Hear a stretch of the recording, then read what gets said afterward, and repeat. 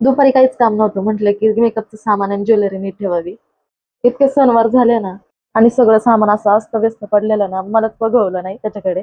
मग काय घेतलं की आवरायला. मेकअप करायला लय भारी वाटतं मला.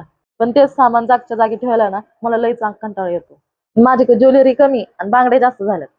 आणि घालायचं तर तपास नाही.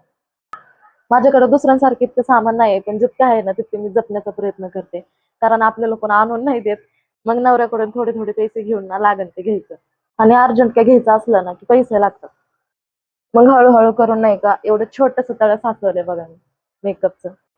मिडल क्लास लोकांना ना छोट्या छोट्या गोष्टींमध्येच आनंद मिळतो, आणि श्रीमंताचं कसं आहे, पैसा पैसा लागतो त्यांना नुसतं.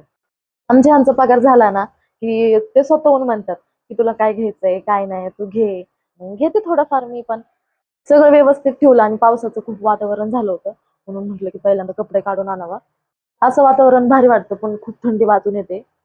आमच्याकडे न्यू मेंबर आल्यात, आणि हे दोघे होतेच, आणि हे बघा अजून एक मेंबर आलाय. खूप छान आहे बरं ते झाड. आणि याला एक कळी पण आलीये. गुलाबाचं झाड लावायला जागा तर नाहीये, पण काहीतरी जुगाड करावं लागेल. चला भेटूया पुढल्या ब्लॉक मध्ये.